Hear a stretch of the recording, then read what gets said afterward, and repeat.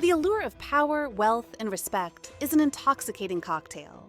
For the American Mafia, this cocktail fueled an empire that thrived on fear, crime, and corruption for much of the 20th century. They controlled entire cities, influenced industries, and even manipulated politics. But like all empires built on shaky foundations, their dominance was not eternal. Their story is not just about crime, but about the raw hunger for power and the price that comes with it. This is the story of the rise and fall of the American Mafia, a saga of ambition, betrayal, and a relentless pursuit of control. The roots of the American Mafia trace back to the massive waves of immigration that swept into the United States in the late 19th and early 20th centuries. Italians, fleeing poverty and political oppression, came in droves, hoping for a better life. What they found instead was a land rife with discrimination, where opportunities were scarce, and survival meant sticking together. In these tight-knit communities, especially in cities like New York, Chicago, and New Orleans, a darker path began to emerge for some: the underworld. This underworld was deeply influenced by the Sicilian Mafia, a centuries-old organization built on secrecy and loyalty, with a code of silence known as omertà. Sicilian immigrants brought these traditions with them, and over time, a distinctly American version of organized crime began to take shape. At first, it was small-time operations: extortion, gambling, loan sharking. But the seeds of something much bigger had been planted, and the Mafia was about to explode onto the national stage. The tipping point came in 1920 with the introduction of Prohibition. The 18th Amendment outlawed the manufacture and sale of alcohol, but America's thirst for liquor didn't disappear. Instead, it went underground, creating a lucrative black market. The Mafia seized this opportunity with both hands. Bootlegging became a multi-million-dollar business almost overnight. In cities across the country, mobsters smuggled liquor, operated speakeasies, and built vast distribution networks. Al Capone, the infamous boss of Chicago, reportedly earned over $100 million a year at the height of Prohibition, a figure that's equivalent to more than $1.5 billion today. But success came at a bloody cost. Rival gangs battled for control of territories, leaving a trail of bodies in their wake. The St. Valentine's Day Massacre of 1929, where 7 members of a rival gang were gunned down in a Chicago garage, was a stark reminder of just how brutal the mob could be. While Prohibition filled the Mafia's coffers, it also taught them an invaluable lesson. Organized crime was most effective when it was, well, organized. By the 1930s, under the leadership of Charles "Lucky" Luciano, the Mafia underwent a transformation.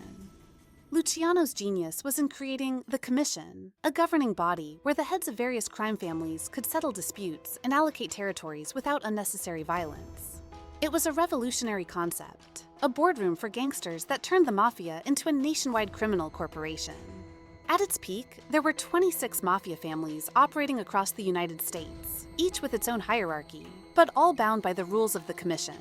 They expanded into gambling, narcotics, labor racketeering, and construction, creating an empire that generated billions of dollars annually.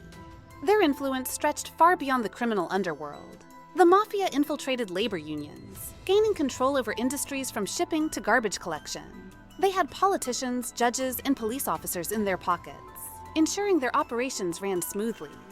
Even Hollywood wasn't immune to their reach, as mob money funded films and their influence shaped the portrayal of organized crime on screen. By the 1950s, the Mafia had become a shadow government, operating in the dark but dictating terms to the legitimate world. But like any empire, the Mafia's dominance began to crack. By the 1960s, the seeds of their downfall had already been planted. The turning point came in 1963, when Joseph Valachi, a made man in the Genovese family, broke omertà and testified before Congress. His revelations about the inner workings of the Cosa Nostra shocked the nation. For the first time, the public got a glimpse of the Mafia's structure, its rituals, and its vast influence. The testimony galvanized law enforcement, which until then had largely turned a blind eye to organized crime. The FBI, under J. Edgar Hoover, ramped up its efforts against the Mafia. Wiretaps, surveillance, and new laws like the racketeer-influenced and corrupt organizations, RICO Act, gave investigators the tools they needed to dismantle the mob. The RICO Act, passed in 1970, was particularly devastating. It allowed prosecutors to charge entire crime families as part of a criminal enterprise, leading to mass arrests and long prison sentences for key figures. The Mafia's once impenetrable fortress of secrecy began to crumble.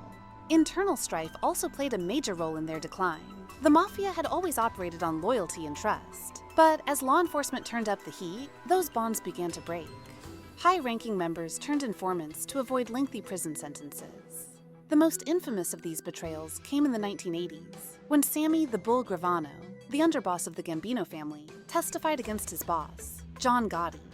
Known as the Teflon Don for his ability to dodge convictions, Gotti was finally brought down in 1992, thanks to Gravano's testimony. It was a symbolic moment, the fall of a mobster who had epitomized the Mafia's brash, larger-than-life image. By the 1990s, the Mafia was a shadow of its former self. Law enforcement's relentless pursuit, combined with internal betrayals, left the mob weakened and fragmented.